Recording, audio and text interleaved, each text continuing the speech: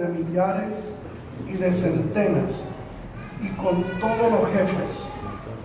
Y dijo David a toda la asamblea de Israel: si os parece bien, y si es la voluntad de Jehová nuestro Dios, enviaremos a todas partes por nuestros hermanos que han quedado en todas las tierras de Israel, y por los sacerdotes y levitas que están con ellos en sus ciudades y ejidos, para que se reúnan con nosotros y traigamos el arca de nuestro Dios a nosotros, porque desde el tiempo de Saúl no hemos hecho caso de ella.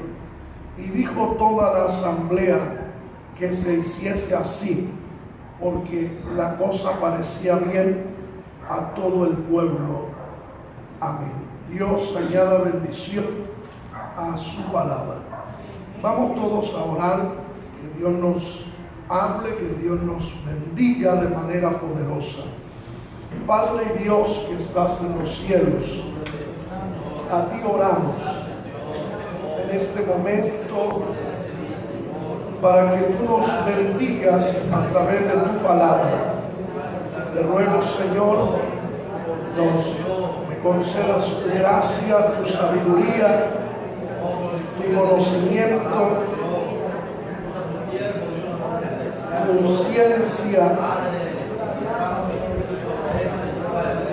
que me conceda tu respaldo de tal manera que pueda hablar, que pueda exponer tu palabra con la sabiduría y la inteligencia del cielo.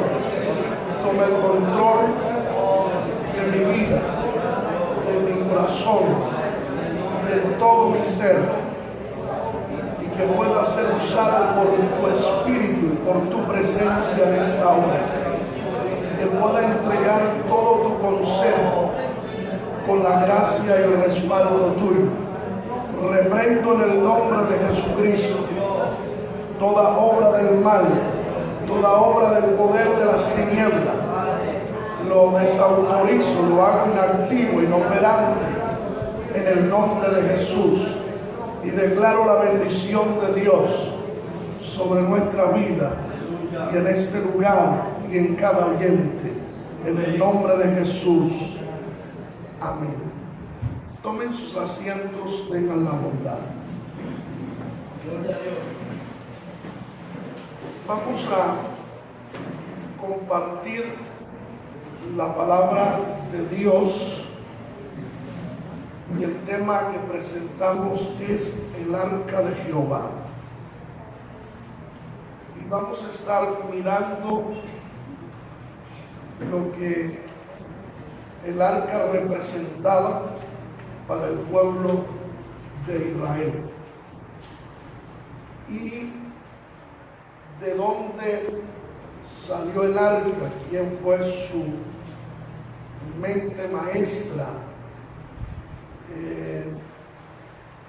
quién ordenó el arca y lo que ella representaba para el pueblo de Israel. Así que nos vamos a ocupar de conocer un poco este instrumento que para el pueblo de Dios tenía y tiene un gran significado.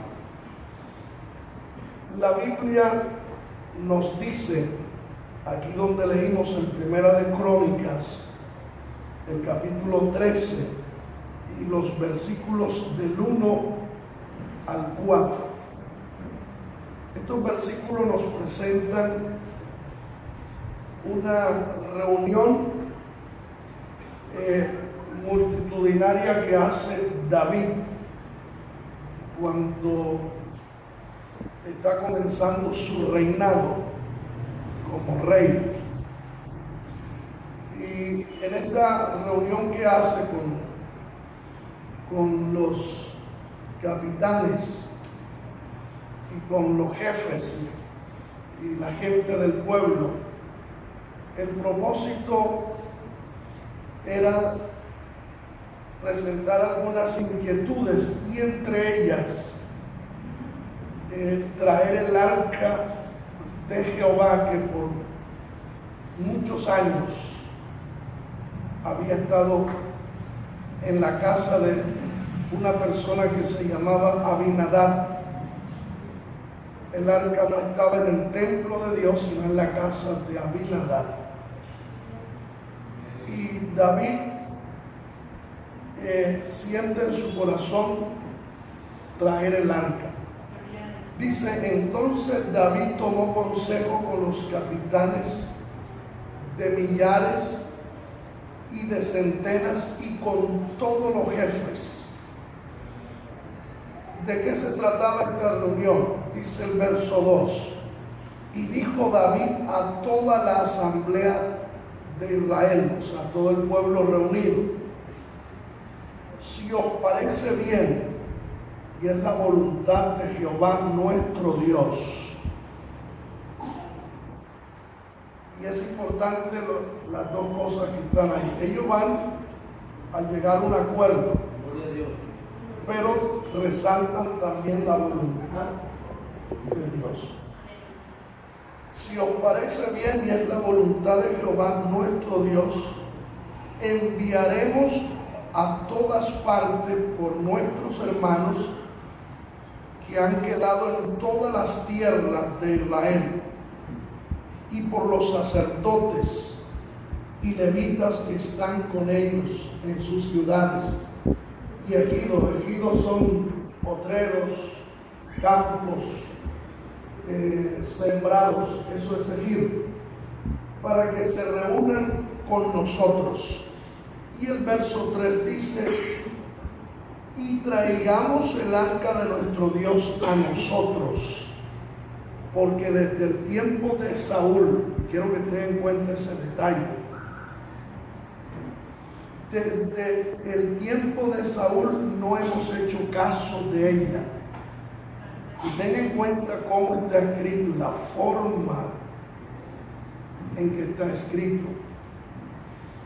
Y damos un detalle importante, ese detalle que dice: porque desde los tiempos de Saúl no hemos hecho caso de ella. Significa que Saúl reinó sin el arca. Ahora que David toma el reino, él quiere gobernar a Israel con el arca. Y el arca representa la presencia real de Dios. En otras palabras, Saúl gobierna sin Dios, pero David quiere gobernar con la presencia de Dios. Y ustedes saben cómo inició Saúl y también saben cómo finalizó. Saúl inicia bien y termina mal. Hay quienes inician bien y terminan mal, y hay otros que inician mal y terminan bien. En el caso de Saúl, inicia bien, pero terminó mal. En el caso de Jacob inicia mal, pero termina bien, termina siendo el príncipe de Jehová. Ahora, lo importante aquí no es cómo comenzamos. Lo importante aquí es cómo terminamos. Es cómo terminamos. Lastimosamente, la mayoría de personas dentro del Evangelio, la mayoría han comenzado bien. Y lamentablemente, algunos han terminado, otros están terminando y otros van a terminar mal. Y reitero, lo importante dentro de este camino no es cómo comenzamos, es cómo vamos a terminar, porque dependiendo cómo terminamos, de ahí depende la salvación o la condenación. Por lo tanto, usted debe hacerse una pregunta, o debemos hacer una pregunta en esta mañana. Hágase una pregunta a su conciencia. De pronto comenzó bien la vida cristiana. ¿Cómo se encuentra ahora? ¿Es el mismo, dinámico, obediente, amador de Dios, amador de las cosas de Dios como era al principio de su vida cristiana? ¿O ya no es esa persona que amaba a Dios como antes, que buscaba a Dios, que se esmeraba por lo de Dios? Significa que va en camino a terminar mal. Entonces, pero lo que hoy nos vamos a ocupar es del arca, porque entre todas las cosas que David presenta ante el pueblo es: y traigamos el arca de nuestro Dios a nosotros. Y él dice, porque desde el tiempo de Saúl, y mira la frase, no hemos hecho caso de ella. O sea que eso significa que se había, en todo ese tiempo de Saúl hasta ese momento, se había ignorado el arca. Ignorar el arca era como ignorar a Dios, la presencia de Dios. Y es lamentable cuando se ignora a Dios. ¿Sabe usted cómo se siente usted en una reunión donde lo ignoren? ¿Cómo se sentiría usted que esté en medio de su familia, de sus seres queridos, y ellos lo ignoren a usted? ¿Cómo se siente? Y dígame ahora, ¿cómo se siente Dios cuando está en nuestros medios y nosotros lo ignoramos? Eso significa que en el tiempo de Saúl hasta el momento el arca de Jehová fue ignorado, no se tuvo en cuenta ni se obedeció. Y cuando dice ahí, no hemos hecho caso de ella, no significa, y vuélvame la imagen, no significa de que tenían que obedecerle a este instrumento, sino al que representaba o la presencia del que estaba ahí. Porque una de las cosas que Dios dijo es que se manifestaría al pueblo y le hablaría desde ahí. Inclusive cuando Moisés iba a consultar a Dios, iba al arca y Dios le hablaba desde ahí.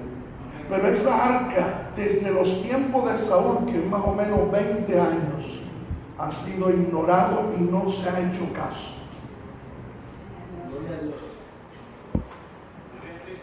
A veces nosotros llevamos mucho tiempo en el Evangelio sin hacerle caso a Dios.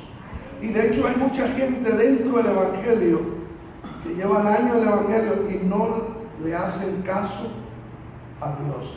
Y a Dios lo ignoran. Y Dios no se puede ignorar. A Dios hay que hacerle caso. Ahora, el versículo 4 dice: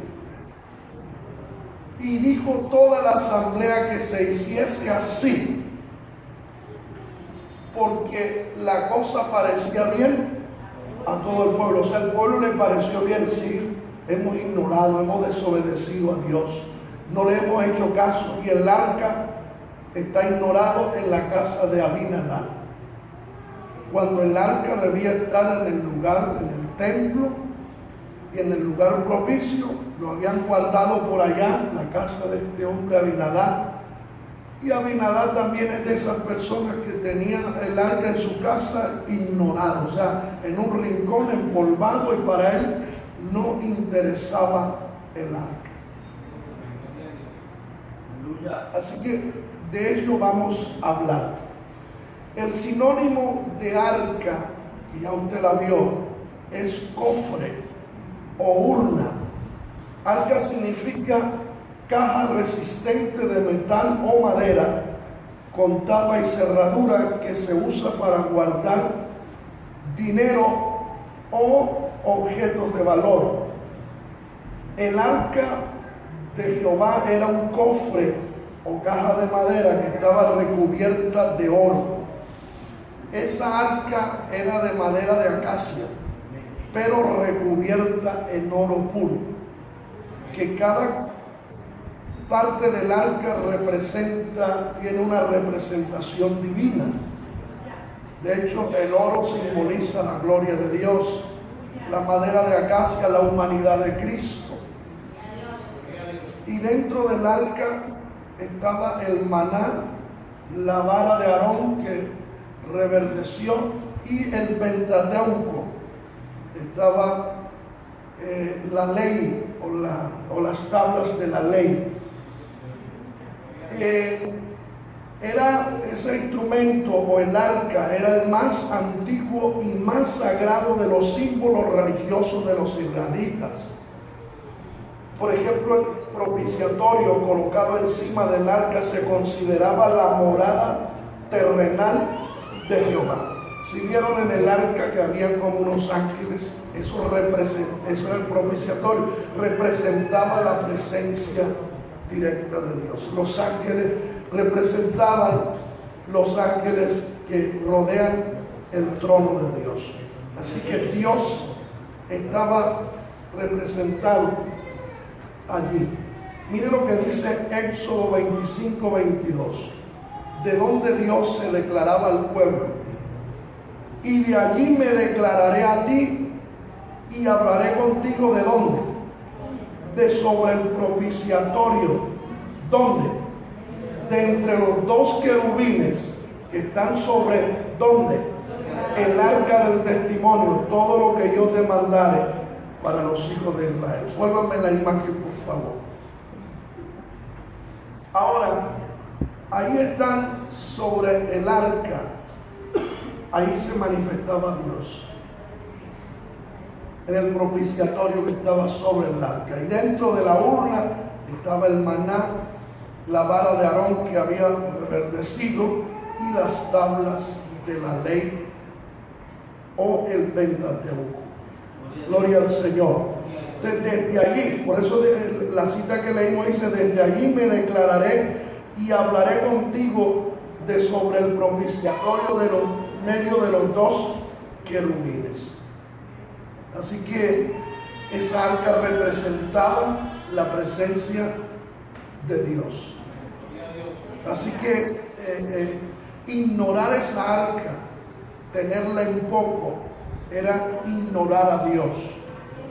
Ahora, el arca como tal no era Dios, pero Dios les habló que desde ahí se manifestaría. Ahora, Dios está en todas partes, pero Dios se manifiesta aquí. Siempre ha habido un lugar elegido, señalado por Dios, donde Él se manifiesta. Y uno tiene que aceptarlo así. Porque si uno dice, Dios se manifiesta en cualquier lugar, y así es. Pero uno tiene que ir al lugar donde Dios ha dicho: allí me manifestaré. Allí habitará mi nombre. Allí estará mi presencia. Uno tiene que ir ahí. O sea que en un momento dado, en que no sea el momento de ir al lugar donde Dios se manifiesta, y hay una necesidad que Dios ve, Dios se manifiesta en cualquier lugar. Pero el pueblo siempre tiene que recurrir al lugar que Dios ha señalado, donde habita su nombre, para que allí nos congreguemos, nos reunamos, y desde allí Dios nos habla.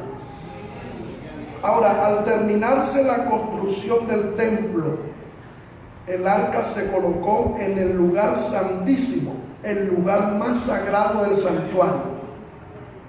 Inclusive esa arca estaba en el lugar santísimo, y solamente el sumo sacerdote, para que tengan una idea, porque yo sé que ustedes han leído donde algunos tocaron esa arca y se murieron. Esa arca estaba en el lugar santísimo y solamente podía tocarla el sumo sacerdote, que entraba una vez por año.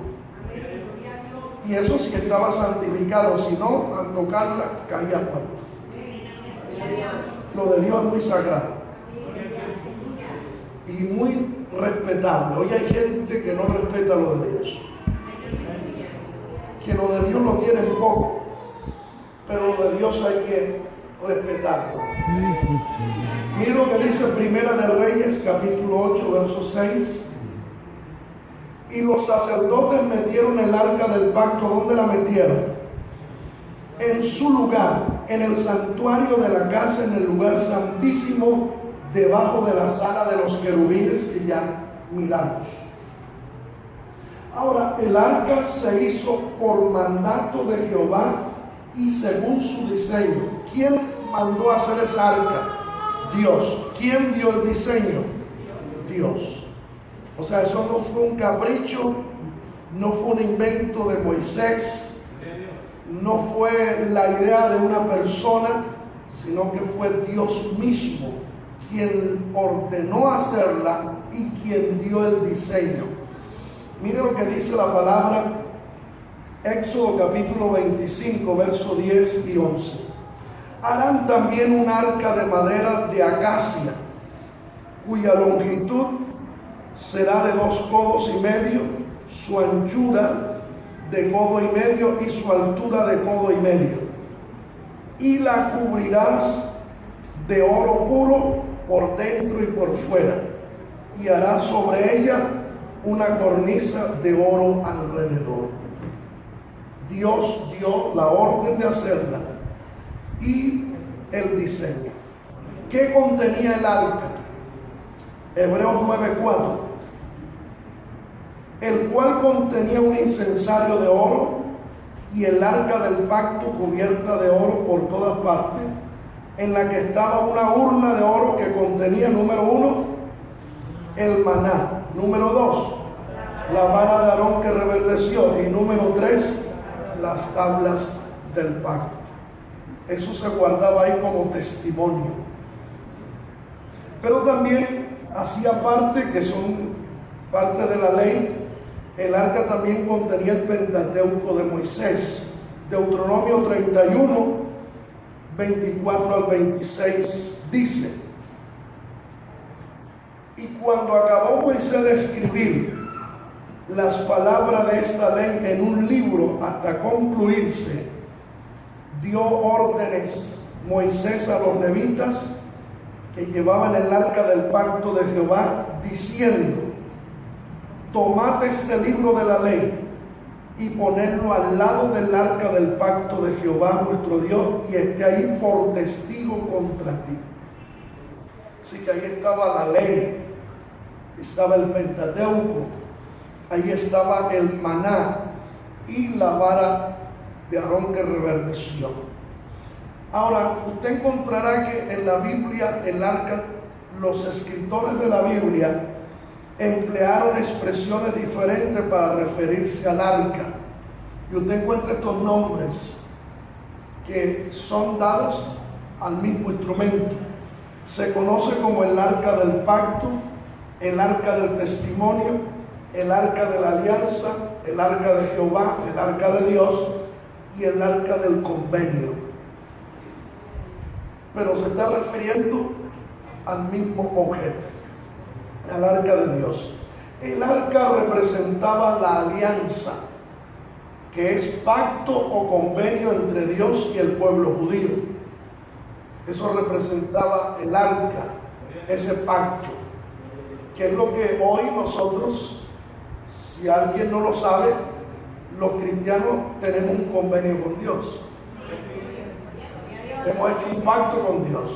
Por eso el día que usted se retira de la iglesia, usted rompe el pacto. Y quien rompe el pacto con Dios no le va bien.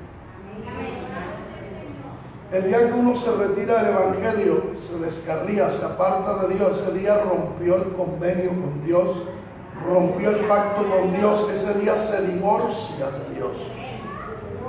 Y separados de Él, nada podemos hacer. Por eso, el día que aceptamos al Señor, hicimos un convenio con Dios, hicimos un pacto con Dios, y ese pacto no se puede disolver, no se puede romper. Así que el día que usted piense apartarse del Señor o volver atrás, piense en eso. ¿Por porque la paga de romper ese pacto es la muerte eterna en el infierno, en el lugar de condenación. Así que ese pacto que hicimos con Dios hay que mantenerlo y jamás debemos romper ese pacto. Ahora, el arca del pacto es un símbolo del trono de Dios. O sea, esa arca representaba el trono de Dios, o sea, que ahí estaba la presencia de Dios y desde esa arca Dios se manifestaba y hablaba al pueblo. Por lo tanto, si desde ahí Dios se iba a manifestar y Dios hablaba al pueblo, significa que esa arca no se podía descuidar, porque descuidar e ignorar esa arca y abandonarla y dejarla que se empolvara era como descuidar la presencia de Dios, descuidar a Dios, darle la espalda a Dios y restarle importancia al Señor, cuando Dios es más importante que mi esposa, que mi madre, que mi padre, que mis hijos, que mi negocio, que mi casa, que el perro, que el gato, que la gallina, que la vaca, que la finca, que el dinero. Dios es primero. Y si Dios no está en primer lugar, no está en el segundo. Dios o está en el primero o en el primero, pero Dios jamás ocupa un segundo puesto en la vida de una persona. El día que usted lo ponga en un segundo plano, usted mismo se echó la soga al cuello. O sea, si lo pone usted en el segundo plano, lo que Dios hace es levantar maletas de ahí y decir, aquí ya no me quieren. ¿Qué dice la Biblia? Buscad primeramente el reino de Dios y su justicia, y las demás cosas vendrán por añadidura. Dice, amarás a Jehová tu Dios sobre todas las cosas. O sea, en usted y en mí no puede estar primero mi mujer, mis hijos, mi madre, mi trabajo, mi moto, mi carro, mi dinero, mi sueño. No. Si Dios no ocupa el primer lugar, tampoco ocupará el segundo, ni el tercero, ni el cuarto. Nosotros nos hacemos un mal. A Dios hay que amarlo con todo el corazón.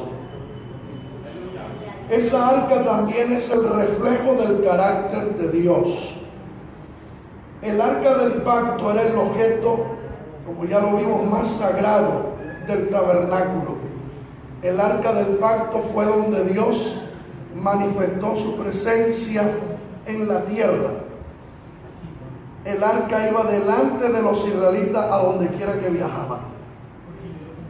O sea, se movía el arca, se movía el pueblo. Si no se movía el arca, no se movía el pueblo, porque esa arca era la presencia de Dios que iba guiando al pueblo. Así que si donde esa arca se detenía, el pueblo se detenía, y hasta que esa arca no era movida, nadie tenía que moverse, porque eso significa estar sometido a la voluntad de Dios. Por eso ya hay gente que arma viajes, me voy para allá, me mudo para acá, y una cantidad de cosas que hacen sin tener en cuenta a Dios. O sea, descuidan el arca. Pero esa arca nunca estaba atrás. Esa arca iba al frente del pueblo. O sea, el pueblo iba, pero el arca iba adelante. Dios no puede estar detrás de usted. Dios debe siempre estar delante de nosotros. Y si Dios se mueve, nos movemos. Si Dios no se mueve, no nos movemos. Si Dios da directrices, nos movemos. Si Dios no da directrices, estamos quietos hasta que Él nos dé su dirección. Gloria al Señor. Mire lo que dice Números capítulo 10, verso 33. Así partieron del monte de Jehová camino de 3 días, y el arca del pacto de Jehová fue, ¿dónde iba? Fue delante de ellos camino de 3 días, buscándoles lugar de descanso. Mire que el arca le estaba buscando al pueblo lugar de descanso. Era el arca el que iba delante para buscarle al pueblo un lugar de descanso. Y el que tiene que ir delante de nosotros es Dios, buscándonos el lugar propicio para nosotros. Josué capítulo 3, verso 3 al 4 y al verso 6. Y mandaron al pueblo diciendo: cuando veáis el arca del pacto de Jehová vuestro Dios y los levitas sacerdotes que llevan, vosotros saldréis de vuestro lugar y marcharéis en pos de ella. Si ven que se mueve, si no, nadie se mueve, a fin de que sepáis el camino por donde habéis de ir. ¿Qué era lo que les iba a guiar esa arca? El camino por donde ellos debían de ir, porque hay muchos caminos,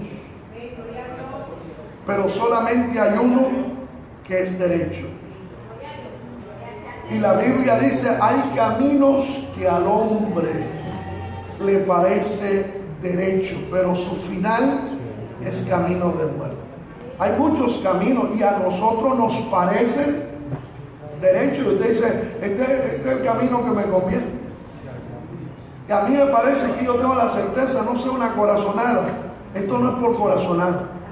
La vida cristiana no se mueve por corazonada. Y si usted me dice que es por el corazón, yo le muestro que el corazón es mentiroso. Eso dice Jeremías. Engañoso más que todas las cosas es el corazón del hombre, y perverso, ¿quién lo conocerá? Hay gente que dice: yo conozco mi corazón. Eso es mentira. Ni usted ni yo conocemos el corazón. La Biblia dice que el corazón es engañoso y perverso. Por eso Dios no nos dejó el corazón para que nos guiemos por él. Dios dejó el Espíritu Santo para que nos guíe por toda verdad. Alabe la gloria del Señor.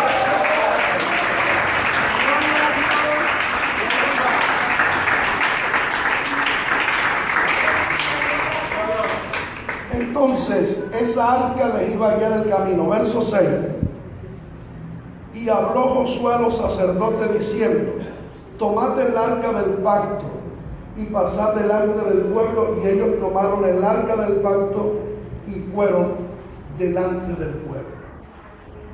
Ahora, no solo fue el centro, esa arca, el centro de adoración cuando residía en el tabernáculo, sino que también protegía a los israelitas en la batalla, sobrenaturalmente derrotando a cualquier adversario que encontraran. ¿Sabe qué llevaban delante cuando fueron a pelear contra Jericó? Que todos los días daban una vuelta. ¿Sabe qué dijo Dios? El arca tiene que ir delante cuando vayan a dar una vuelta. Y al séptimo día van a dar 7 vueltas y el arca tiene que ir delante. O sea que Dios era el que les iba a dar la victoria y Dios debía estar presente ahí. Dice Josué capítulo 6 del 3 al 5: rodearéis pues la ciudad, todos los hombres de guerra, yendo alrededor de la ciudad una vez, y esto haréis por 6 días.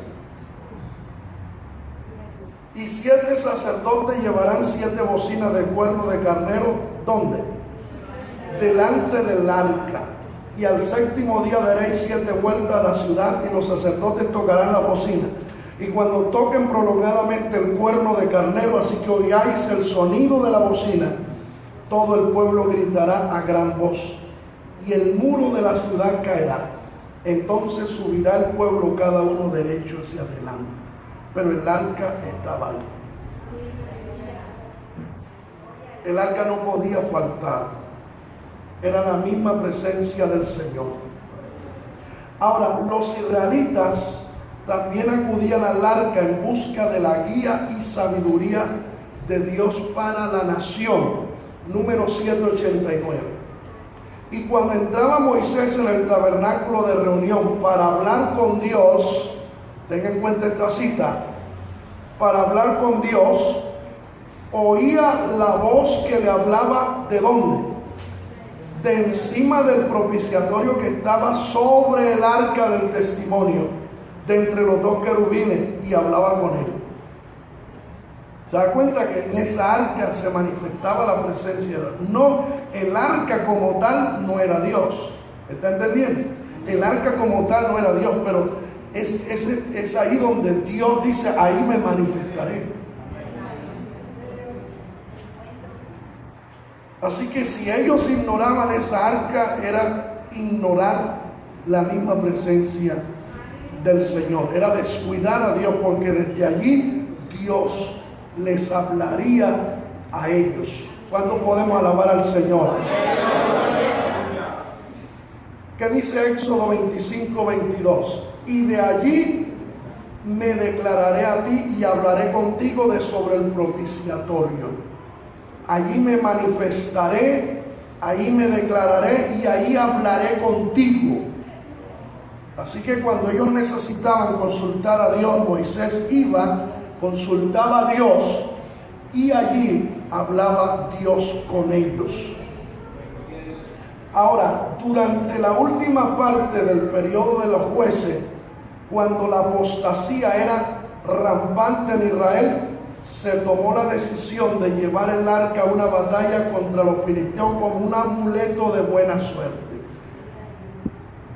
O sea, esa arca debían llevarla siempre, pero reconociendo a Dios. Amén.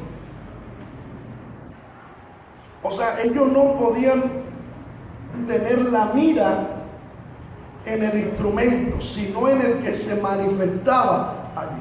O sea, la mira mía y la suya no puede estar en estas cuatro paredes, para que me entiendan mejor, sino en el que se manifiesta aquí. Usted ir a la batalla y llevarse un pedazo de bloque esto, porque ahí se manifiesta Dios, no va a pasar nada. Eso lo tomó como amuleto.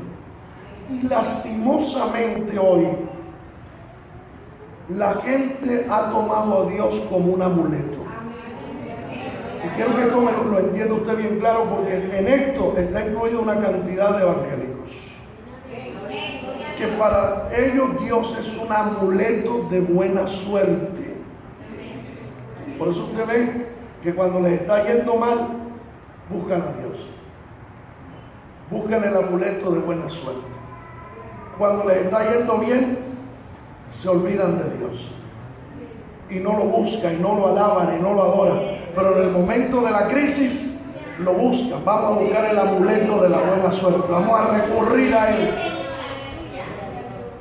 Y hoy la gente cristiana y no cristiana, para ellos Dios es un amuleto de buena suerte. Me está yendo mal, voy a ir a la iglesia. Me está yendo mal, voy a ir a la escuela dominical. Me está yendo mal, voy a ir hoy al culto. Voy a buscar el amuleto de la buena suerte. Pero en el corazón de ellos no está Dios como el Rey de Reyes, Señor de señores, que merece y hay que rendirle toda adoración y toda alabanza, ¿no? Así que ellos se van para la guerra, se van solos, o sea, tienen olvidado a Dios. Israel se va para la guerra a pelear con los filisteos y tienen a Dios descuidado. Pero cuando están en la guerra les fue mal y los filisteos mataron una cantidad de judíos. Ustedes dijeron, nos pasó esto por no estar el arca aquí. O sea, note bien, solo colocaron la mirada solamente en la caja, en el cofre, pero la habían quitado del que se manifestaba ahí. No sé si me hice entender. Muy bien. Es como usted venir aquí creyendo que venir aquí se le van a solucionar los problemas. No, usted puede venir las veces que quiere y los problemas no se le solucionan. Porque quien los soluciona es Dios. Y usted ha quitado hace tiempo que no tiene la mirada en Dios. Usted no puede poner la mirada en el templo, en la iglesia, en lo material, en lo sólido. No, hay que tener la mirada en el que se manifiesta aquí. Entonces Israel había quitado la mirada de Dios y a Dios como Dios no lo honraba, no había temor de ellos en su corazón hacia Dios, pero sí habían puesto la mirada en el instrumento, en el arca de madera y forrada en oro, como un amuleto. Y dijeron, necesitamos aquí el arca, no tanto a Dios, sino el arca. Ahora sí me entienden. Y mire que se lo llevaron, lo fueron a buscar y se llevaron a dos hijos del sacerdote para que estuvieran ahí con el arca, y llegó el arca y dijeron, ahora sí vamos a ganar, no hay enemigo que nos haga frente. Y Dios estaba tan enojado por haber quitado la mirada de él y haberla puesto en el arca, y haber tomado lo de él como amuleto. ¿No ve que hay gente que tiene la Biblia como un amuleto? La tienen abierta en el Salmo 91 en la casa, que para que vayan los brujos. Si usted no busca a Dios, los brujos se lo llevan. En el Salmo 91, que para que le vaya bien, que para la buena suerte.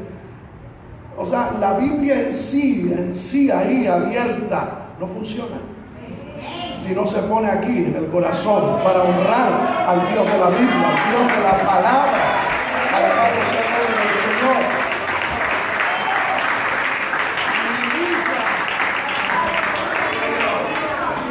Entonces se llevaron el arca, y como Dios vio que a él no lo tenían en cuenta, sino el amuleto, el arca, Dios permitió no solamente que mataran unos miles judíos, sino que cogieran el arca y se lo llevaran los enemigos. Y los filisteos capturaron el arca, mataron a los judíos, perdieron la batalla y capturaron el arca, como para que le diera una cachetada y diciendo: no es el instrumento, soy yo.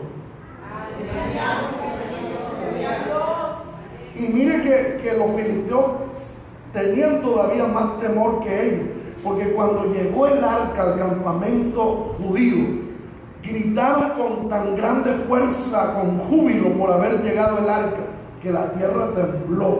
O sea, el grito de ellos hizo que la tierra temblara. Cuando los filisteos escucharon el grito y el temblor de tierra, dijeron: llegó el Dios de Israel, acabó de llegar al campamento. De alguna manera los filisteos sabían que ellos estaban sin Dios. ¿Por qué? Porque los filisteos sabían que cuando Israel perdía una batalla era porque habían descuidado a Dios, porque todos sabían que Jehová no pierde una batalla, ni siquiera la empata, todas las ganas. Con él nosotros somos más que vencedores. Que los filisteos sabían que Israel no tenía a Dios. Mire lo que dice en 1 Samuel, capítulo 4, versos 3 y 4. Cuando volvió el pueblo al campamento, los ancianos de Israel dijeron: ¿por qué nos ha herido hoy Jehová delante de los filisteos? Traigamos a nosotros de Silo el arca del pacto de Jehová, para que viniendo entre nosotros nos salve de la mano de nuestros enemigos. El arca, para que el arca nos salve. ¿Está entendiendo?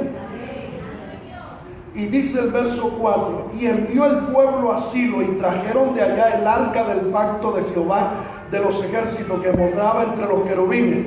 Y los dos hijos de Elí, Ofni y Fini, estaban ahí con el arca del pacto. Pero aunque estaba el arca allí, perdieron la batalla. Esta profanación del arca sagrada enfureció al Señor, y él permitió que los filisteos ganaran la batalla y capturaran el arca, para darles una lección. Mire lo que dice 1 Samuel capítulo 4, versículos 10 y 11. Pelearon pues los filisteos, e Israel fue vencido, y huyeron cada cual a sus tiendas, y fue hecha muy grande mortandad, pues cayeron de Israel 30,000 hombres de a pie. Y el arca de Dios fue tomada, y muertos los dos hijos de Ofni, Fines, los dos hijos de Elí, Ofni y Fines. Qué golpe tan duro. ¿Usted cree que Dios va a permitir que el enemigo lo capture a él? Dios permitió que tomaran el arca. Pero les voy a mostrar qué pasó con los filisteos cuando tomaron el arca. Dios empieza a pelear él solito, porque Dios no necesita ayuda de nadie. Los que necesitamos ayuda somos nosotros, la ayuda de Dios. Pero Dios no necesita que nadie lo ayude. Hasta adoramos la gloria del Señor.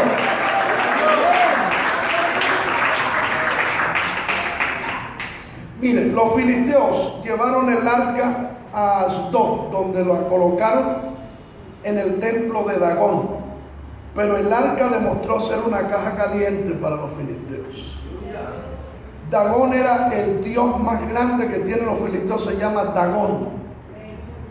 Y claro, ellos le llevaron el arca y lo metieron en el templo del dios Dagón, en honor, y le dieron gloria y honra a Dagón por haber vencido a Jehová. Por haber vencido a Jehová.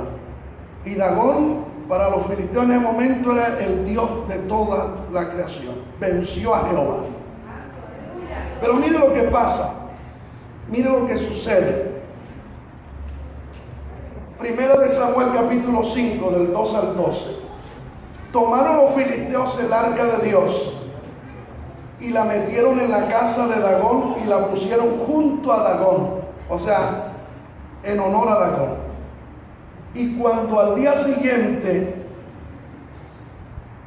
siguiente día los de Asdod se levantaron de mañana, he aquí Dagón postrado en tierra delante del arca de Jehová, y tomaron a Dagón y lo volvieron a su lugar. ¿Dónde estaba Dagón, el dios de los filisteos? Postrado ante el arca, porque ante Dios se doblará toda rodilla de lo que está en el cielo, en la tierra y debajo de la tierra, y toda lengua confiesa: Jesucristo es el Señor.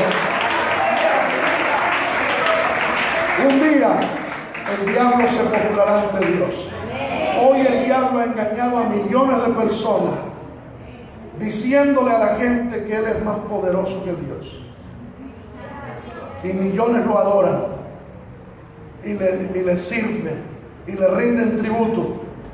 Pero bíblicamente un día el diablo doblará su rodilla ante Dios, y él confesará con su propia lengua, que debe tenerla bien grande, confesará que Jesucristo es el Señor, para gloria de Dios el Padre.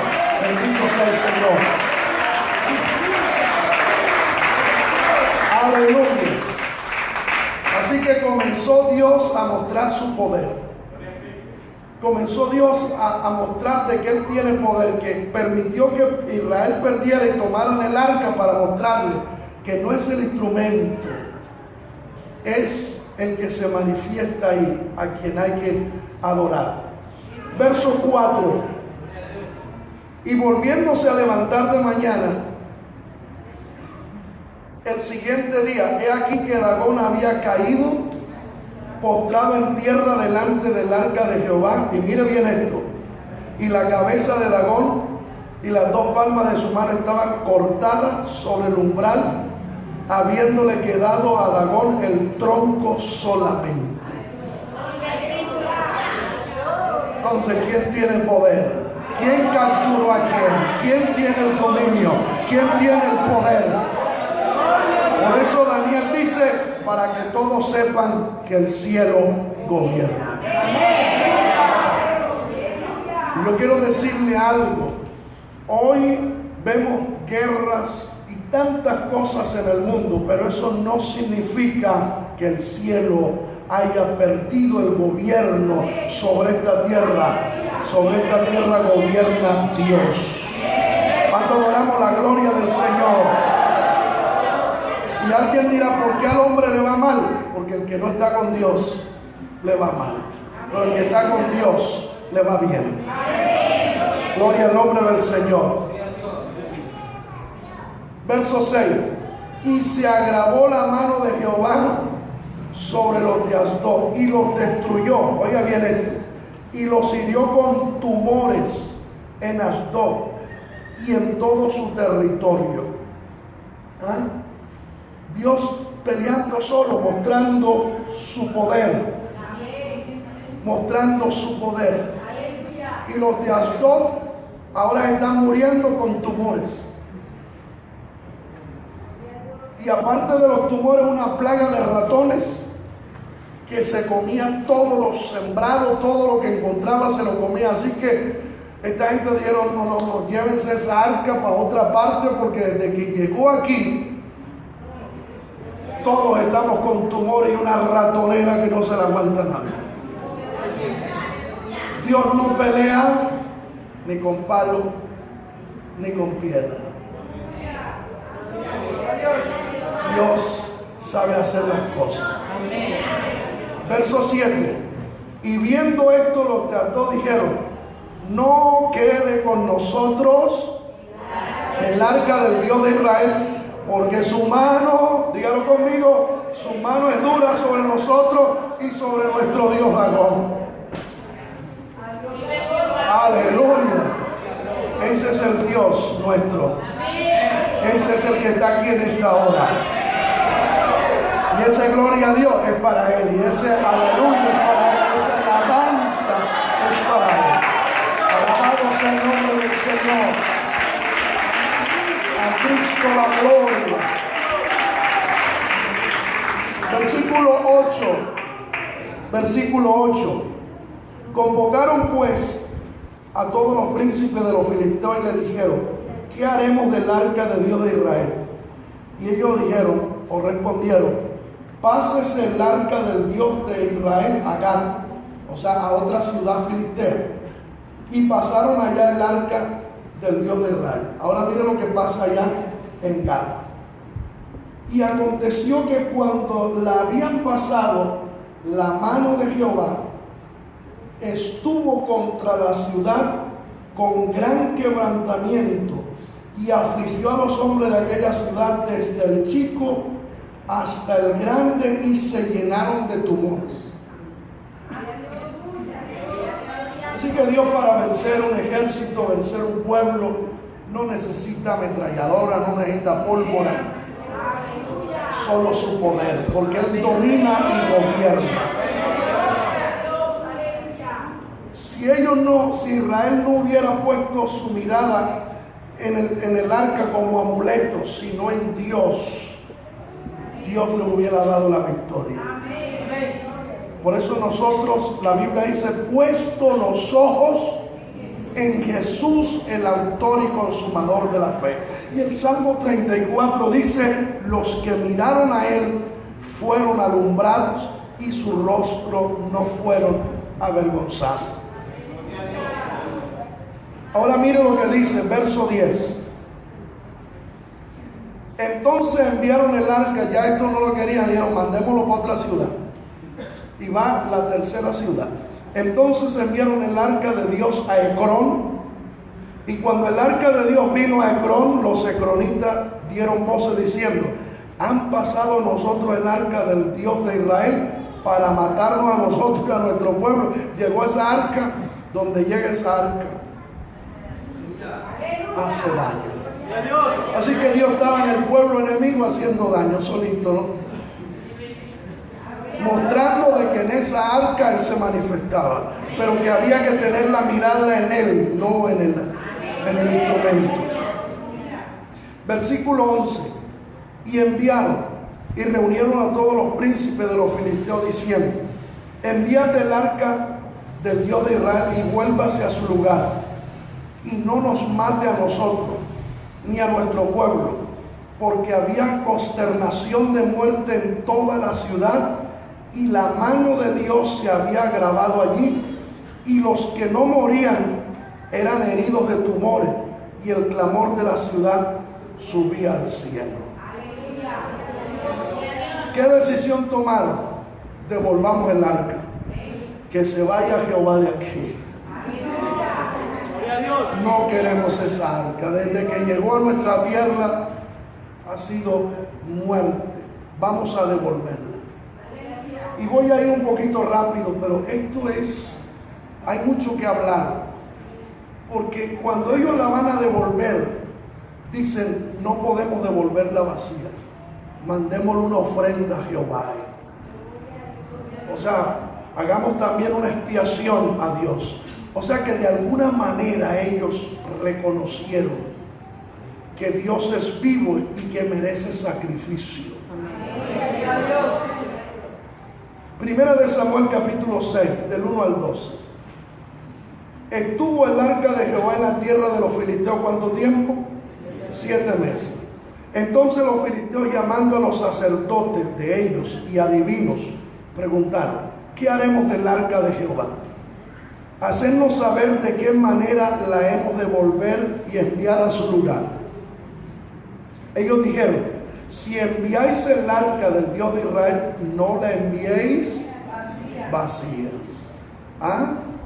Note bien que aunque eran idólatras y no eran del pueblo de Dios, reconocían que Dios se merece una ofrenda y una expiación y una honra. Entonces no le envíes vacía, sino pagarle ¿qué? La expiación. Entonces seréis sanos y conoceréis por qué no se apartó de vosotros su mano. Y mire que el consejo lo están dando los brujos de ellos, pero aún los brujos entendían que con Dios no se puede pelear, que a Dios no se le puede llevar la contraria, porque si alguien le lleva la contraria a Dios, le va mal. Para que lo lea en casa, en Job capítulo 9, creo que es el versículo 4, dice: ¿quién le llevó la contraria a Dios y le fue bien?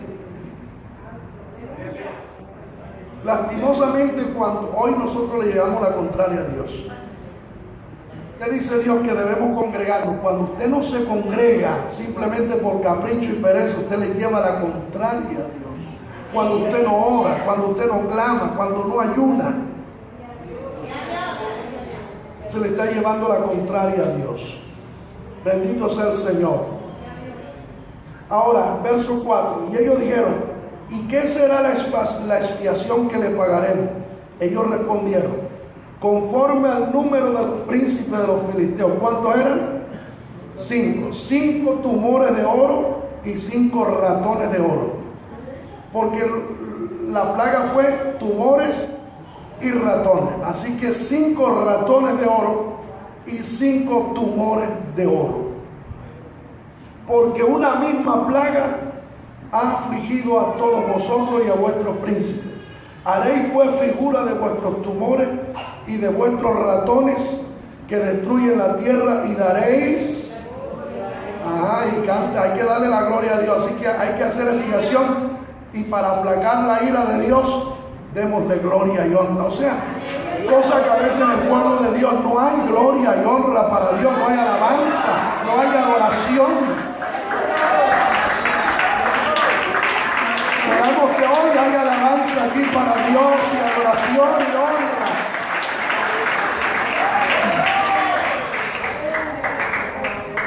Hoy, para que alguno diga aleluya, es un problema. Para que alguien le dé la gloria al Señor, para que alguien diga amén, para que alguien glorifique a Dios, a veces es difícil. Entonces dice aquí: y daréis gloria a Dios de Israel. Quizás aliviará su mano de sobre vosotros, de sobre vuestros dioses y de sobre vuestra tierra.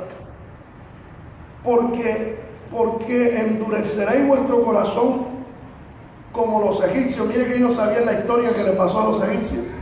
Ellos decían: los egipcios se metieron con Jehová y le fue mal. Los mató en el Mar Rojo.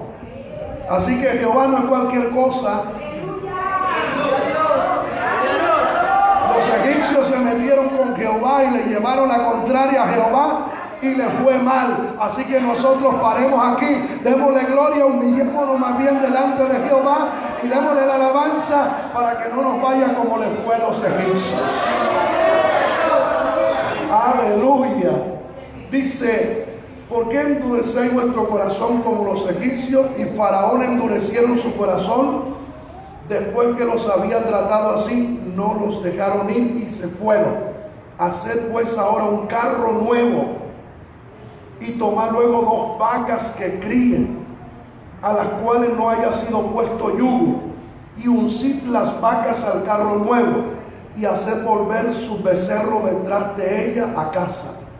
Tomaréis luego el arca de Jehová y la pondréis sobre el carro, y las joyas de oro que le habéis de pagar en ofrenda por la culpa, las pondréis en una caja al lado de ella y las dejaréis que se vayan. Y observaréis si sube por el camino de su tierra a Beth-semes.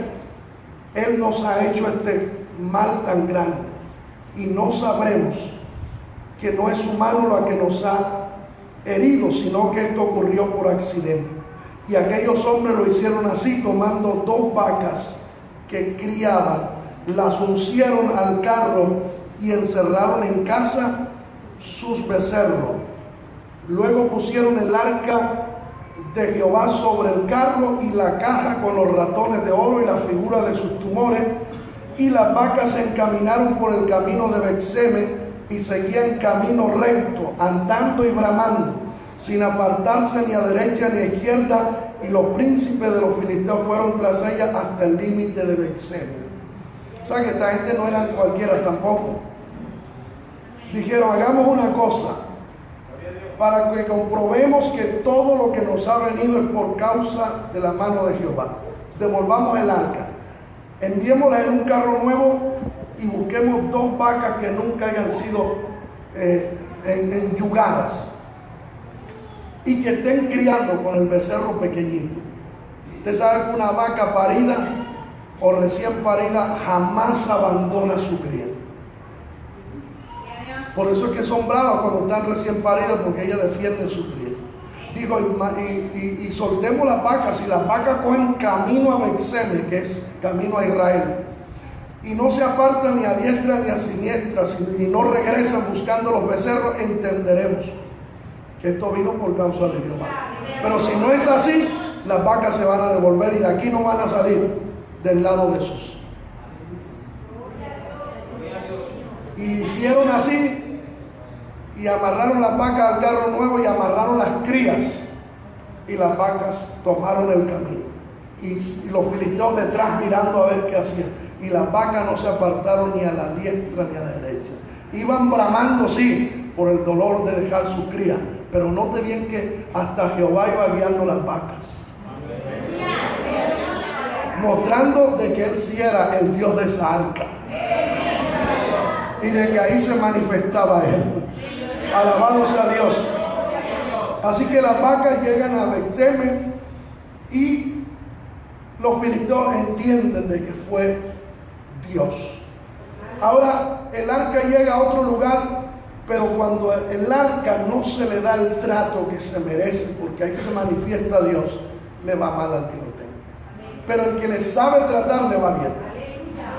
Si llegamos allá, le voy a mostrar cómo Dios bendijo a algunas personas por medio del arca y cómo maldijo a otros.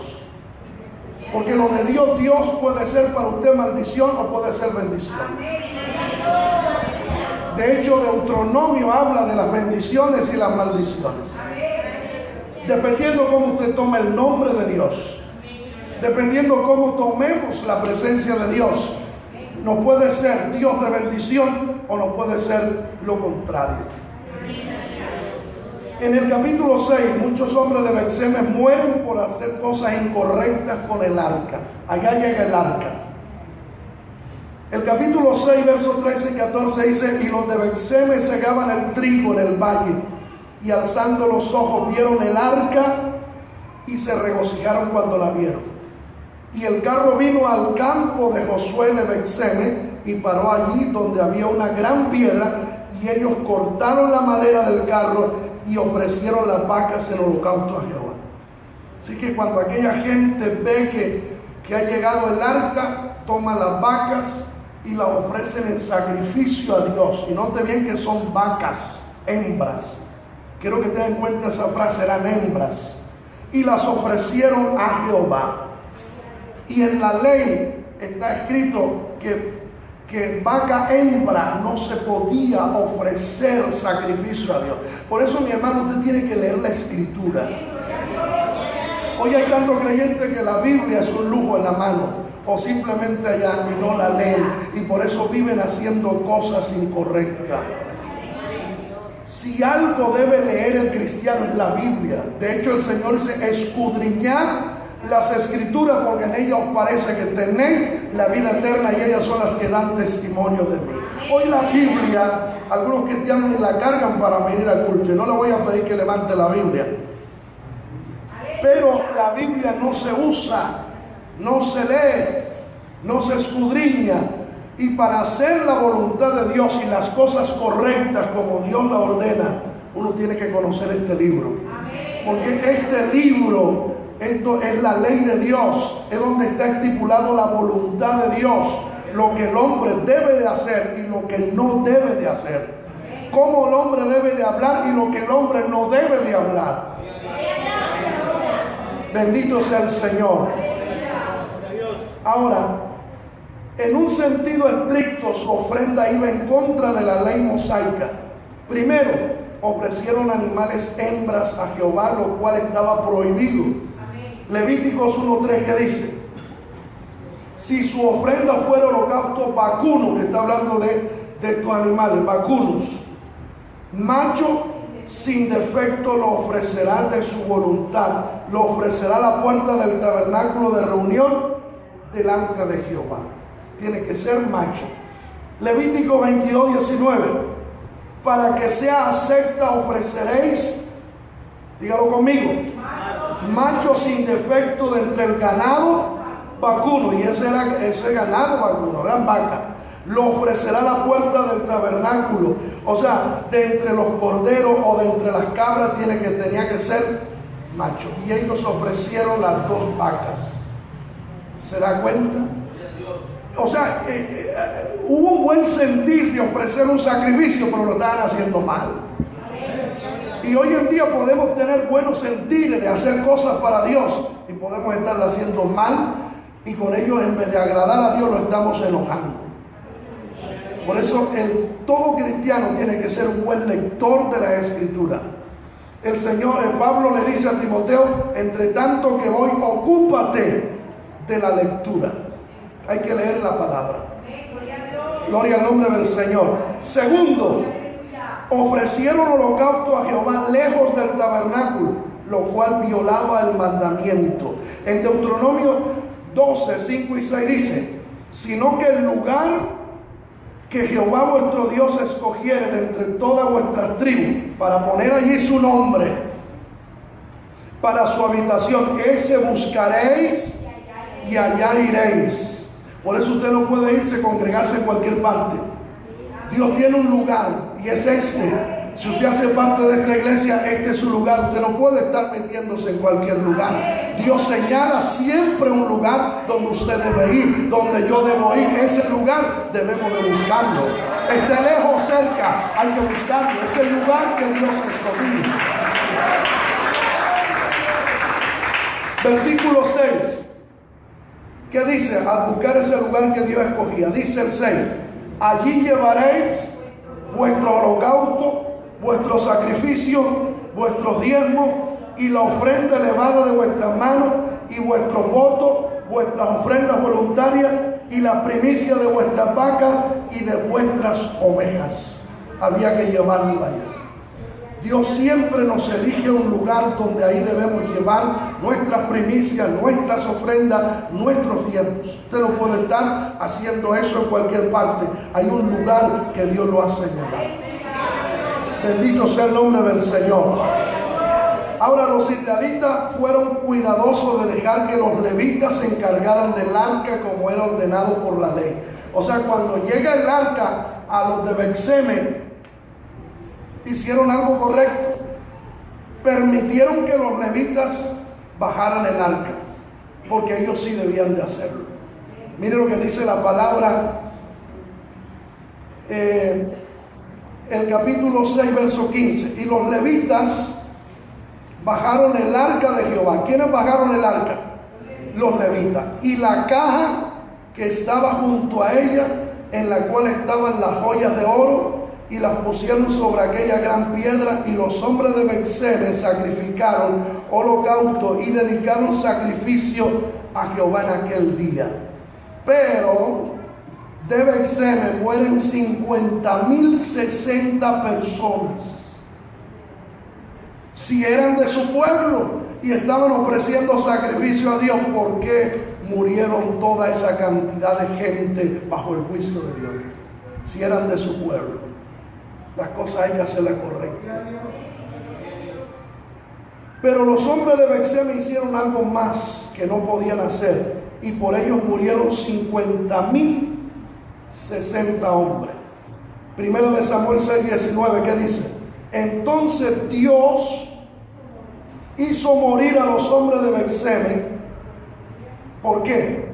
Porque habían mirado dentro del arca de Jehová. Hizo morir del pueblo a 50.070 hombres, y lloró el pueblo porque Jehová lo había herido con tan gran mortandad. ¿Dónde estuvo el pecado? Yo le voy a mostrar por la palabra que en la ley estaba prohibido. Y mire que ahí no fueron los levitas, fue el pueblo el que empezaron a expulcar. Llegó el arca y empezaron a abrir el arca y a mirar todo. Los filisteos no hicieron eso, pero ellos sí lo hicieron. Donde Dios no le dé permiso a usted de meter las manos, no las mete. Dentro de este camino hay cosas que no le corresponden a cualquier persona. Nunca tome la Santa Cena si no está bautizado, si no está en plena comunión. ¿Sí me entiende? Nunca ministra la Santa Cena si no es un ministro ordenado para eso. Nunca haga cosas que usted no debe de hacer. Inclusive ninguno debía mirar dentro del arca.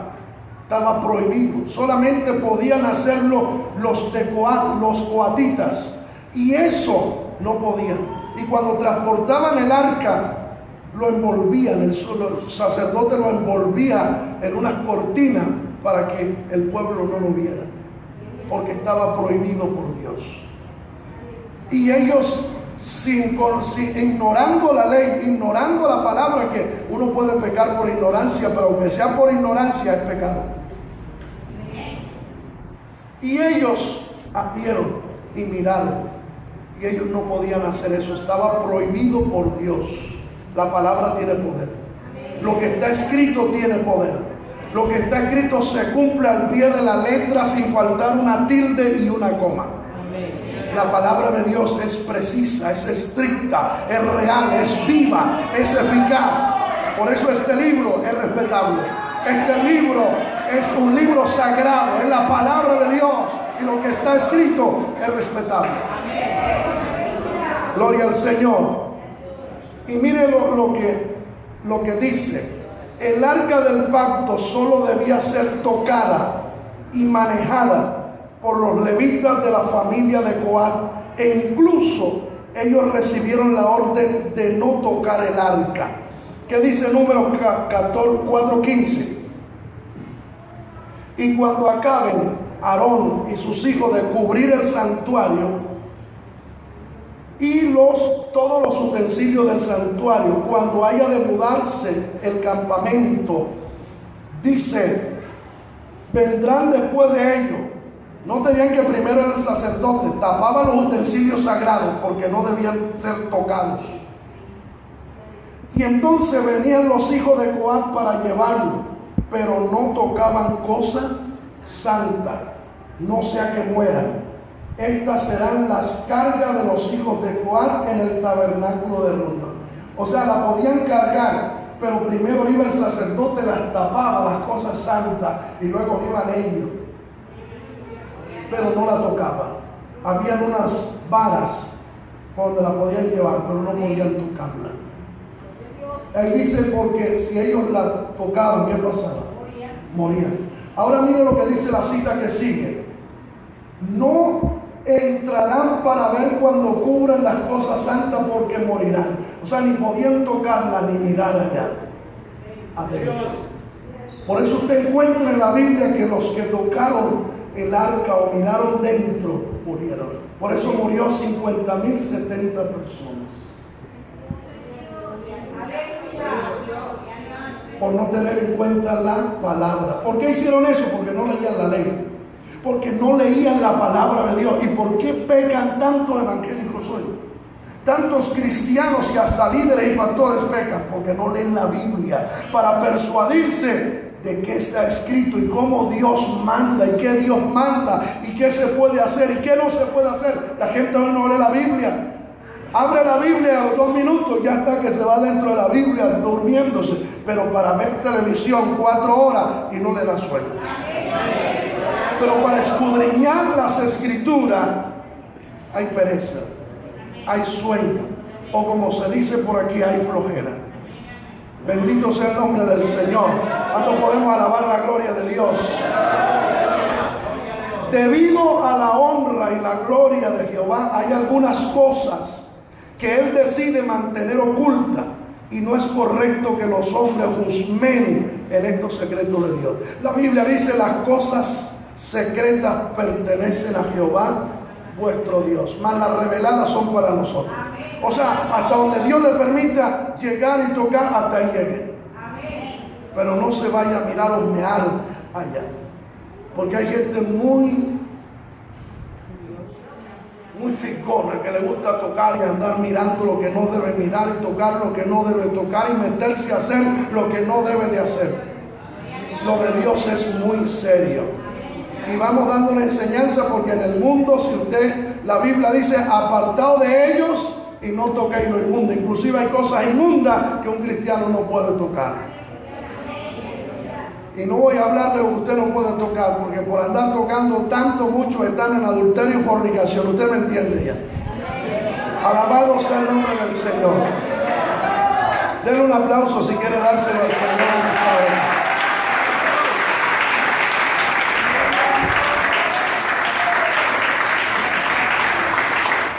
Aleluya. Ahora, ¿qué hacen los de Bexemen? Al ver eso dijeron: llévense esa arca. Estaban como los filisteos también. Llévense el arca, no lo queremos. Dice: los hombres de Bexemen le piden a los de Kiriat Jearim que se lleven el arca. Primera de Samuel capítulo 6, verso 20 y 21. Y dijeron los de Bexemen: ¿quién podrá estar delante de Jehová el Dios Santo? ¿A quién subirá desde nosotros? O sea, delante de Dios no se puede estar. ¿Está claro lo que dice ahí? ¿Quién podrá estar delante de Jehová el Dios Santo? Y claro, el que anda mal no puede estar delante de él. Porque es que la santidad enfrenta, la santidad avergüenza, la santidad incomoda. Por eso hoy, cuando usted va a una iglesia que le dice: Dios está contigo, no importa cómo viva y cómo ande, Dios está contigo y te va a enriquecer y te va a dar un carro último modelo y te va a pagar la primera cuota de la casa y Dios te va a regalar una finca y te va a regalar ganado, todo el mundo salta, amén, habla Jehová. Pero donde está la santidad, que no se le dice que le va a regalar ganado, sino que tiene que arrepentirse y santificarse y dejar el pecado y dejar el mundo y dejar de hacer lo malo y dejar de adulterar y de hacer lo malo. Eso incomoda. Eso incomoda. Pero los que amamos a Dios no nos incomoda. Amamos la santidad, la limpieza y la pureza. Verso 21. Y enviaron mensajeros a los habitantes de Kiriat Jearim diciendo: los filisteos han devuelto el arca de Jehová, descended pues y llevadla a vosotros. Llévense el arca de por aquí. Y note bien que a ninguno ha bendecido el arca hasta el momento. Porque cuando lo de Dios no se toma como se debe tomar, no hay bendición. Olvídese, no hay bendición. La bendición está cuando se hacen las cosas correctamente. Alabado sea el Señor. ¿Por qué se lamentaron? Se lamentaron por las muertes. En lugar de reconocer su falta, los de Bexemen, y arrepentirse, ¿qué hicieron? Así de duro tenían el corazón. O sea, llévense en vez de decir: Señor, perdónanos, cometimos un error, por eso murieron toda esa cantidad de gente, cometimos un pecado. No, ¿sabe qué hicieron? Llévense esa arca de aquí, no la queremos. Y que usted ve mucha gente hoy que en vez de arrepentirse ante Dios, porque saben que lo que les está sucediendo es por su conducta ante el Señor, en vez de arrepentirse, más bien le da la espalda al Señor y dice: me alejo de él. En lugar de aprender de sus errores, reconocerlos, pedir perdón y acercarse a Dios, prefirieron alejarse de Él.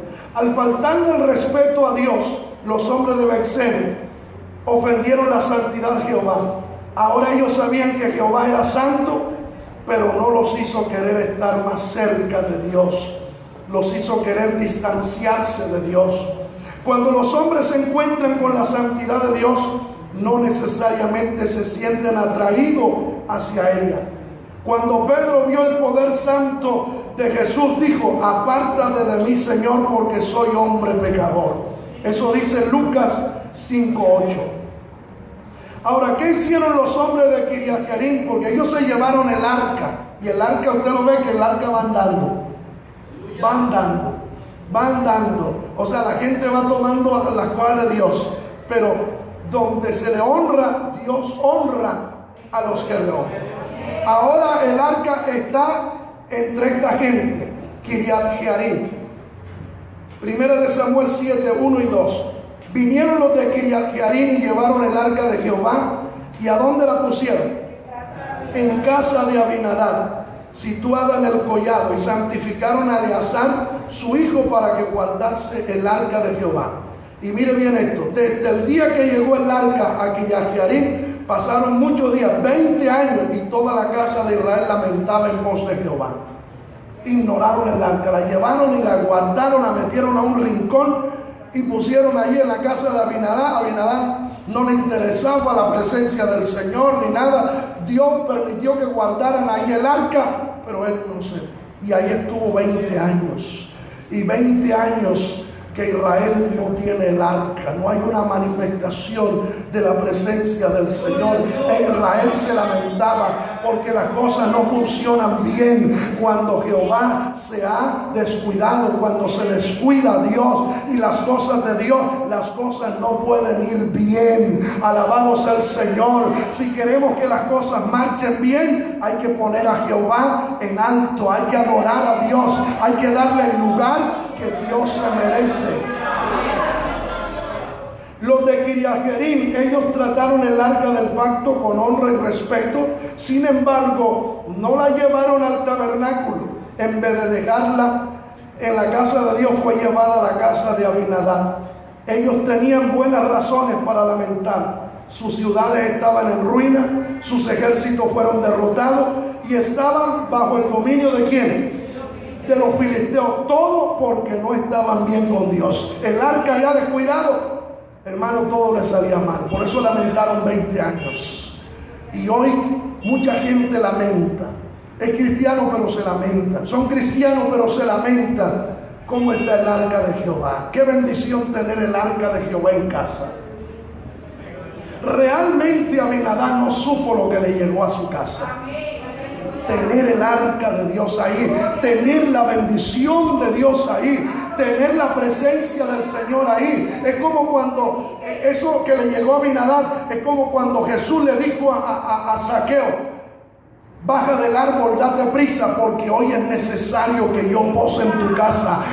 Aleluya, la presencia del Señor quería posar en la casa. Aleluya, esa arca que es Jesucristo quería entrar a la casa. Alabado sea Dios de este hombre. ¿Y qué hizo Zaqueo? Zaqueo apreció eso, el tener el arca de Dios ese día en su casa, el tener la presencia del Señor en su casa. Bajó a prisa y lo recibió. ¿Qué le dijo el Señor cuando llegó a la casa de este hombre? Dijo: hoy ha venido la salvación a esta casa. ¿Y qué fue lo que llegó a la casa de Abinadab? Llegó el arca de Dios. Él no le dio importancia, pero él no supo, aleluya, que había llegado a su casa la bendición más grande. La bendición más grande que una persona puede tener en la presencia de Dios en su casa. Pero hay que darle la importancia, hay que darle la gloria y la honra de vida al Señor. Ahora vamos llegando a David, donde comenzamos.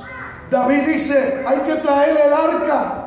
¿Por qué? Porque desde los tiempos de Saúl No hemos hecho caso del arca, lo hemos ignorado. Allá está en un rincón en la casa de Abinadab, empolvada. David dice, hay que traer esa arca.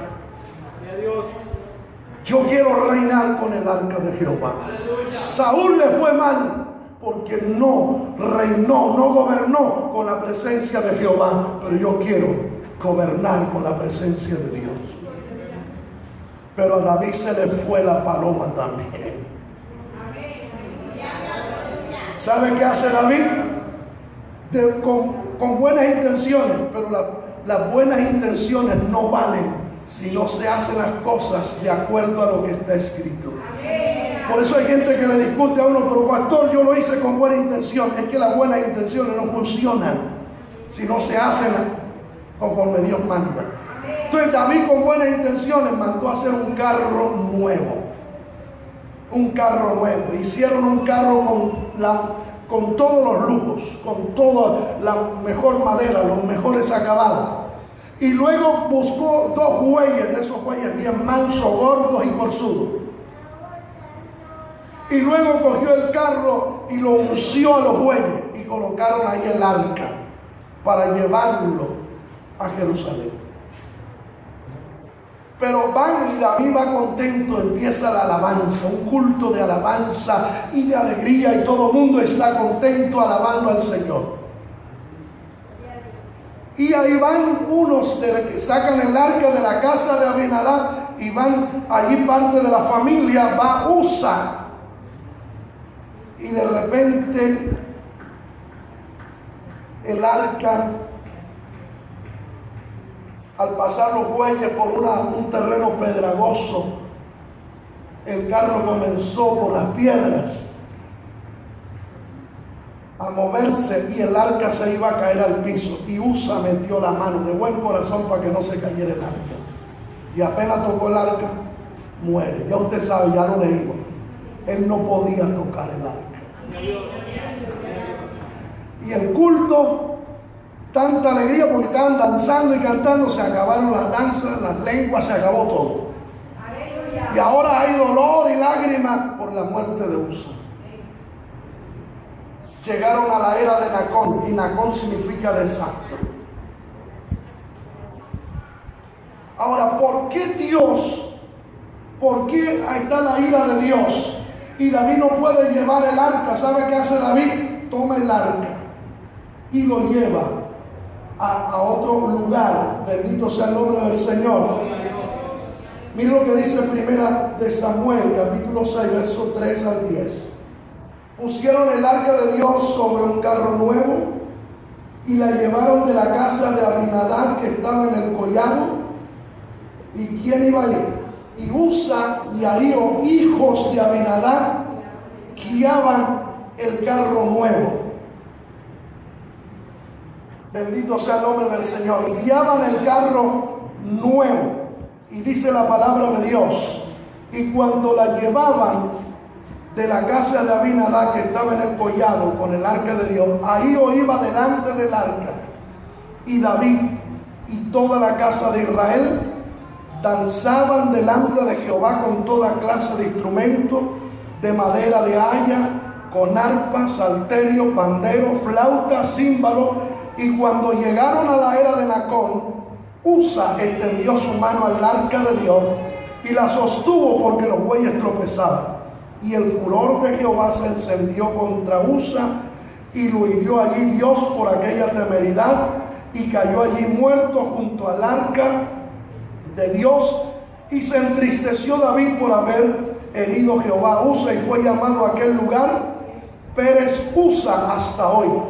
Y temiendo David a Jehová aquel día, como ha de venir a mí el arca de Jehová, de modo que David no quiso traer para sí el arca de Jehová a la ciudad de David. ¿Y a dónde lo hizo llevar? Lo hizo llevar David a casa de Obed-Edom Geteo. O sea, y el arca no llega al sitio. Ahora, ¿por qué Dios se enojó también con David? Porque resulta que está escrito que el arca no debía ser transportada ni en carro ni por bueyes. El arca estaba escrito, estipulado que el arca de Jehová tenían que transportarlo los levitas santificados sobre los hombros. Y que eran los levitas los únicos que debían transportar el arca. Ya vimos los de Coat. ¿Y dónde lo llevaba David? En un carro nuevo y jalado por bueyes. Todo lo opuesto.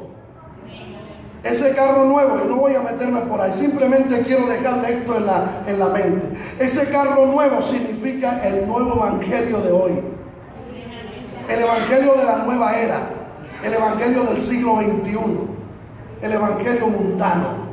El evangelio del carro nuevo. Hoy hay un evangelio nuevo. Hoy las cosas de Dios ya son nuevas. Ya no son como están escritas, sino como el hombre quiere llevarla. Y hoy hay un evangelio que se vive de acuerdo al capricho humano, al capricho de la gente, aleluya, a la mente torcida, aleluya, del ser humano, a los caprichos del ser humano. Este es el carro nuevo en que se lleva hoy el evangelio. Un evangelio nuevo, que no es el que está aquí escrito, que no es el que escribió Dios, no es el que Dios dejó, sino el que el hombre hoy ha querido. Y por eso hoy hay evangélicos por doquier, pero evangélicos que no viven la palabra, que no predican la palabra, que no viven para Dios, que viven de acuerdo a sus caprichos y a su propia voluntad. Cuando adoramos la gloria del Señor, a su nombre, gloria al Señor, aleluya. Mire, quiero que usted abra allí en su Biblia, Primera de Crónica, allí en su Biblia, por favor, capítulo 15 de Primera de Crónica, versículos 12 y 13.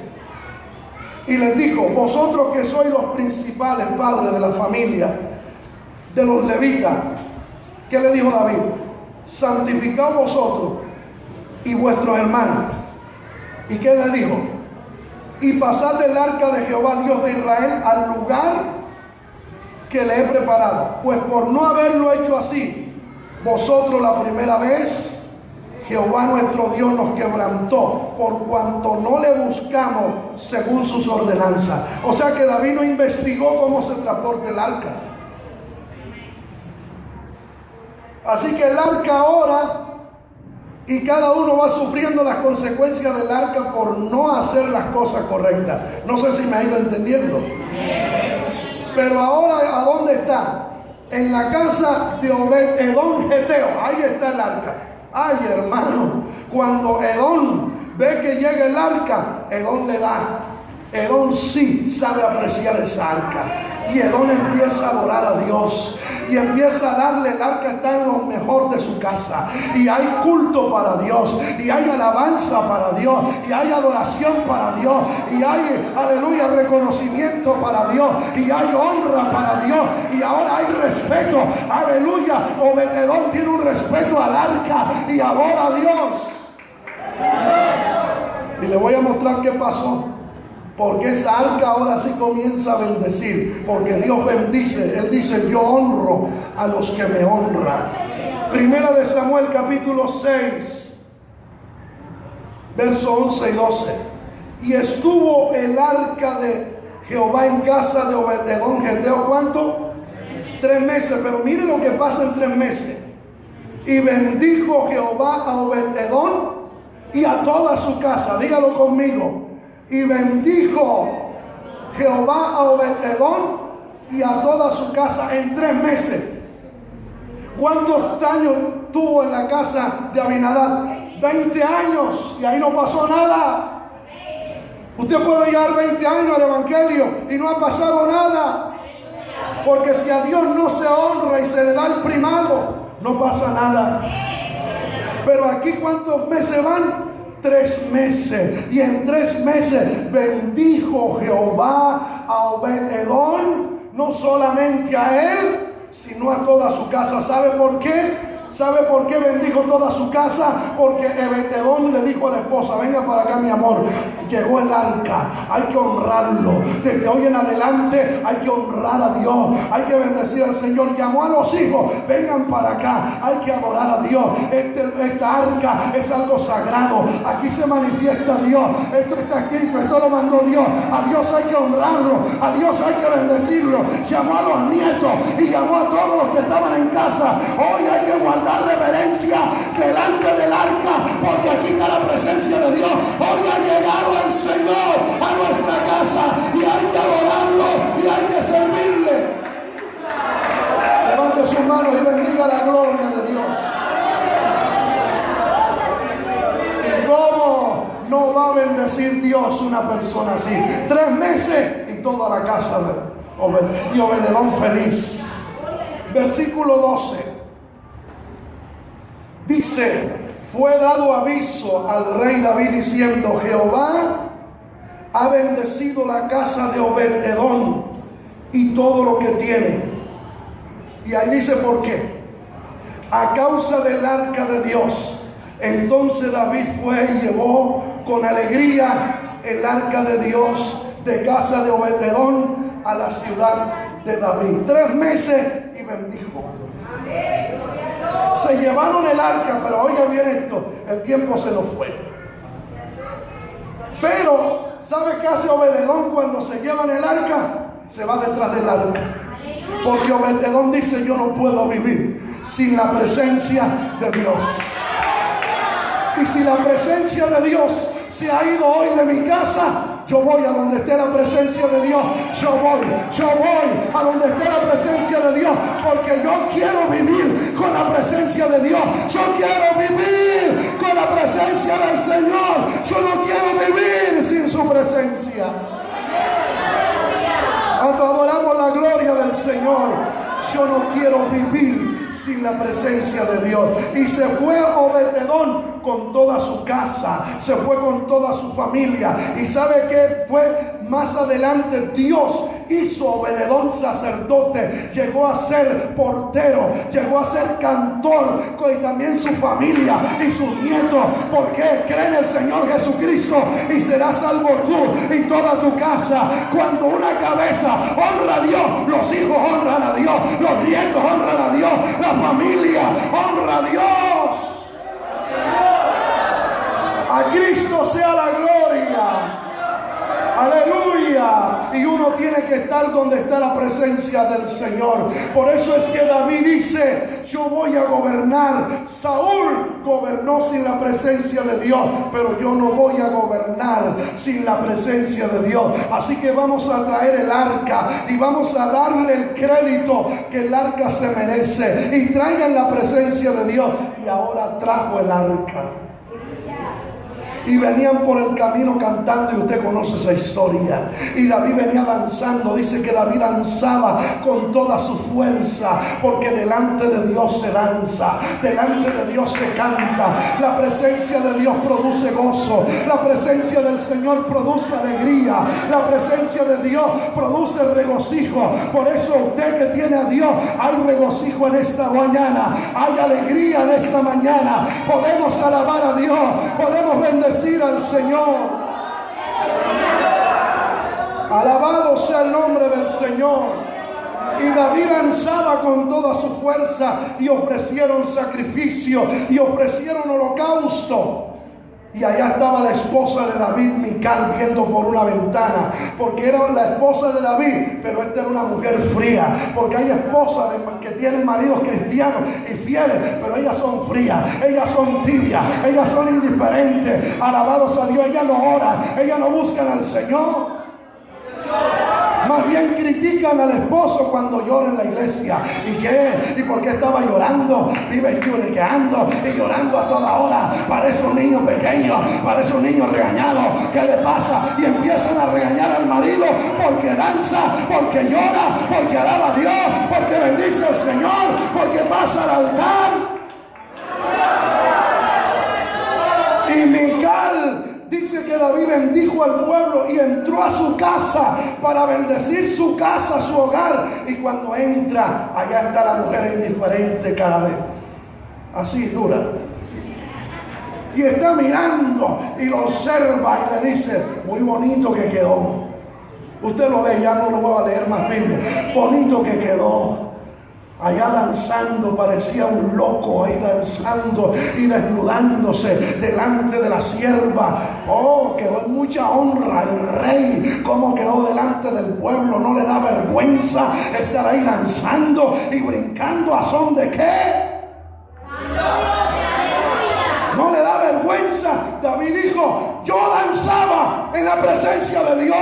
Yo no danzaba para el hombre, no danzaba para nadie. Yo danzaba en la presencia de Dios, porque en mi corazón hay alegría, hay gozo, porque hoy ha venido el arca de Jehová.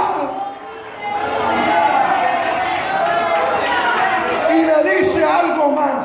Y le dice, y no me avergüenzo de danzar ante Dios, porque yo lo he hecho para Dios y seguiré danzando, aunque a ti no te guste, aunque a ti no te agrade, aunque te caiga mal, yo seguiré danzando, porque yo lo hago para mi Dios, porque Él me ha bendecido, porque Él ha hecho bien a mi vida. Dele gloria a Dios. Es que la presencia de Dios produce gozo. Aleluya. ¿De qué sirve gobernar sin la presencia de Dios? David dice, es que Saúl gobernó sin el arca, gobernó sin la presencia de Dios. Y yo no quiero terminar como él terminó. Yo quiero gobernar con la presencia de Dios. Y por eso vamos a traer el arca para hacerle caso, porque llevamos años sin hacerle caso al arca. Un día Dios le dijo a Moisés, Moisés, tome tu pueblo y mételo a la tierra prometida. Mi ángel irá contigo. Cuando Moisés escuchó eso, le dijo, un momento, Señor.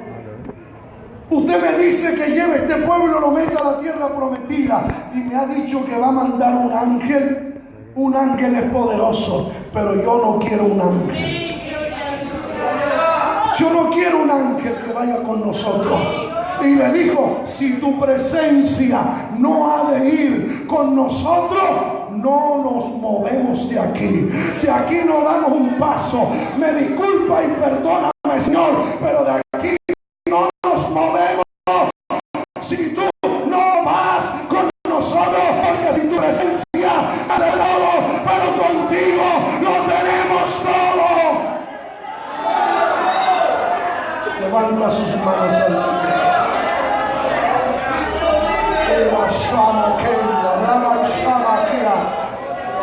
Moisés le dice, Señor, un ángel es poderoso, pero yo quiero que tú vayas. Eres tú el que tienes que ir con nosotros. Si tu presencia no ha de ir con nosotros, no nos saques de aquí. Nosotros queremos estar donde está tu presencia. Un ángel no nos va a ayudar como tú nos ayudas. Un ángel no puede obrar como tú obras. Tú eres nuestro Dios, el que nos rescataste de la tierra de Egipto, y tú tienes que estar con nosotros. Queremos tu presencia.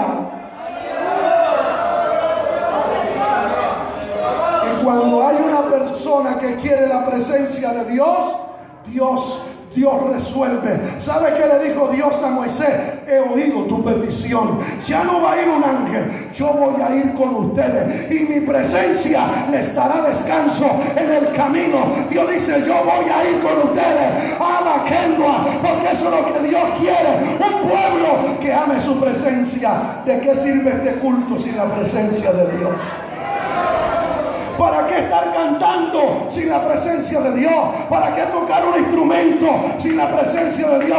¿Para qué predicar en un lugar como este y pararse aquí a predicar sin la presencia de Dios? ¿Para qué? Si es la presencia de Dios la que toca, la que convence, la que ministra, la que llena, la que salva. Oh, Brahma y Shabraya. Aleluya. ¿Quién es el que llena? Dios. ¿Quién es el que toca? Dios. ¿Quién es el que ministra? Dios. ¿Quién es el que rompe las cadenas? Dios. ¿Quién es el que rompe los yugos? Dios. ¿Quién es el que abre la puerta de la cárcel? Dios. ¿De qué decir que este culto no tiene sentido hoy, esta escuela dominical no tendría sentido si aquí no estuviera Dios.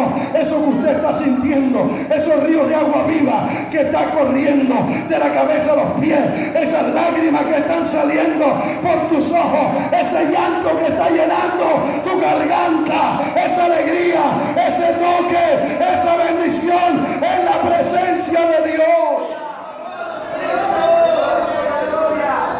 En la presencia del Señor. ¿De qué sirve una vida cristiana sin la presencia de Dios? ¿De qué sirve el evangelio sin la presencia de Dios? Por eso es que María Magdalena, cuando Cristo, aleluya, fue crucificado y lo sepultaron, María Magdalena a los 3 días madrugó al sepulcro donde habían puesto el cuerpo del Señor, y dice que llegó siendo todavía muy oscuro al lugar donde lo habían enterrado, donde lo habían sepultado, y estaba allí llorando, estaba llorando. ¿Por qué Marta lloraba? Aleluya, perdón, María Magdalena, porque ella decía: yo quiero la presencia del Señor, yo no puedo vivir sin mi Cristo, yo no puedo vivir sin mi Señor. Hace 3 días que no lo tengo y no puedo vivir sin Él. Y dice que oyó una voz y miró hacia adentro de la cueva donde pusieron el cadáver del Señor, y habían unos ángeles, unos seres angelicales. Le dijeron: mujer, ¿por qué llora? Le hicieron esa pregunta: ¿por qué estás llorando? ¿Por qué esas lágrimas? ¿Por qué ese llanto? ¿Por qué estás quebrantada? ¿Cuál es la causa de tu llanto? ¿Cuál es la razón de tus lágrimas? ¿Por qué llora? Ella dijo: porque se llevaron a mi Señor y no sé dónde le han colocado. Oh, hermano, eso, cuando hay alguien que ama la presencia de Dios, uno no puede vivir sin la presencia de Dios. No podemos vivir sin la presencia del Señor. Y de repente oyó la voz del Señor y miró. Ahí estaba el Señor. Ella fue a llorar por la presencia de Dios. Si tú no tienes la presencia de Dios, hoy hay que llorar. Si tú no la sientes, aquí está el altar para que vengas a llorar, para que vengas a clamar y a decirle: Señor, yo quiero tu presencia. Yo no quiero que tú te vayas de mi vida. Yo no quiero que tú te ausentes de mi vida. Yo quiero sentirte. Yo quiero que tú te muevas en mi vida. Yo quiero sentir tu gloria. Aquí está el altar. Bendiga a Dios: necesito tu presencia. Anhelo tu presencia. Tú todavía cabes acá. Si no sientes la presencia de Dios, no has sentido nada hoy, ven, dile a Dios que te toque. Dile a Dios: necesito tu presencia. Hace días que no te siento, hace días que no lloro, que no me quebranto, que no siento tu gloria, que no siento tu presencia. Lo que siento es sueño, lo que siento es pereza, me siento vacío, me siento sin unción. Clama hoy, clama hoy, clama, dile al Señor: necesito tu presencia. Sin su presencia nada somos. Sin su presencia nada podemos hacer. Sin su presencia no hay bendición. No hay un sentir. No hay un mover de su gloria. No hay un mover de su presencia. Su presencia es importante. ¿Sabe por qué usted no siente congregarse? Porque le hace falta la presencia de Dios. ¿Sabe por qué usted no alaba? Porque no tiene la presencia de Dios. ¿Sabe por qué no adora? Porque no tiene la presencia de Dios. La presencia de Dios nos lleva a postrarnos delante del Señor. Nos lleva a humillarnos en la presencia de Dios. En la presencia de Dios la que necesitamos. Cuando salgas a la calle a hablar de Cristo, necesitas la presencia de Dios. Se necesita la presencia de Dios en el hogar, en la familia. Se necesita la presencia de Dios en nuestra vida, en nuestro corazón, en nuestra alma. Dile a Dios, quiero tu presencia. Dígaselo, dígaselo. Como María Magdalena estaba clamando por la presencia de Dios, estaba gimiendo por la presencia de Dios. Necesitamos su presencia. Necesitamos su presencia. Sin su presencia no tiene sentido la vida cristiana. María Magdalena sabía que sin la presencia del Señor no tenía sentido la vida. Sin la presencia de Dios no tiene sentido la vida cristiana, el evangelio, la vida en Dios. Es la presencia de Dios la que nos levanta, es la presencia de Dios la que nos llena, es la presencia de Dios la que nos consuela, es la presencia de Dios la que nos defiende, es la presencia de Dios la que consuela, la que defiende, la que llena, la que bendice, es la presencia de Dios la que nos fortalece en esa hora de crisis, en esa hora de crisis. Si tu presencia no ha de ir con nosotros, no nos saques de aquí. ¿Para qué irnos a un lugar donde no está tu presencia? ¿Para qué vivir donde no está tu presencia? ¿Para qué congregarnos donde no está tu presencia? ¿Para qué ir donde no está tu presencia? La presencia de Dios es lo que le da sentido a las cosas. Lo que hace temblar al diablo es la presencia de Dios. Lo que hace que el enemigo te respete a ti y a mí como cristianos es la presencia de Dios. No es nuestra estatura, no es nuestra voz, es la presencia de Dios. La iglesia en Don Bosco hoy tiene que decirle a Dios: necesito tu presencia. Necesito tu presencia. La iglesia debe pedir hoy la presencia de Dios. Joven, pídele al Señor que su presencia no te falte. No descuides tu arca. No lo tengas en un rincón. No dejes que se empolve. Haz como este hombre. 3 meses el arca en su casa. Y en esos 3 meses su casa fue bendecida. Dios lo bendijo. Dios lo bendijo. Y abasaba que no detengas esas lágrimas. Deja que el llanto fluya. Deja que esas lágrimas fluyan. No te avergüences llorar delante de Dios. No te avergüences danzar, hablar en otras lenguas como David. Tú lo haces delante de Dios. Lo haces para Dios. Se acaban las palabras. Solo me queda mi alma para cantarte. Te adoro, mi Señor. No hay nada alrededor. Solo estamos tú y yo. Solo estamos tú.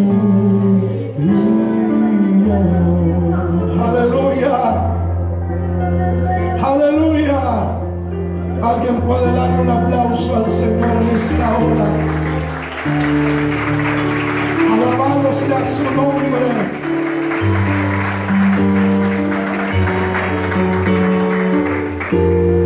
Aleluya. Precioso el Señor. luego déjenme saludar. Quiero saludar a todos los que hoy nos han escuchado por la radio Tiempo de Restauración. Quiero saludarles desde aquí del Templo Cristiano Movimiento Misionero Mundial en el barrio Bosco 4, Colombia, donde estamos transmitiendo en directo para el mundo entero esta escuela dominical. Y tenemos una lista de oyentes, de personas que han estado conectados, recibiendo la bendición del Señor, a quien queremos saludar. A Miguel Ángel Vargas desde la ciudad de Bogotá, un saludo para él. Lino desde la ciudad de Cali. También Albino Piña desde Lima, Perú, un saludo para él. Vivian González, Florida, Estados Unidos, ¿cuánto le enviamos un saludo? El hermano José Cachay desde Arauca, Colombia, ¿cuánto lo saludamos? Elvis Pino desde Italia, un saludo para todos nuestros televidentes en Italia. También ha estado conectado con nosotros Radio Reconciliación en Boston, Estados Unidos, que han estado retransmitiendo la escuela dominical. ¿Cuánto le enviamos un saludo, muchas bendiciones a los hermanos de Radio Reconciliación en Boston? También estamos conectados con Movimiento Misionero Mundial desde Sogamoso, Boyacá. ¿Cuánto les saludamos?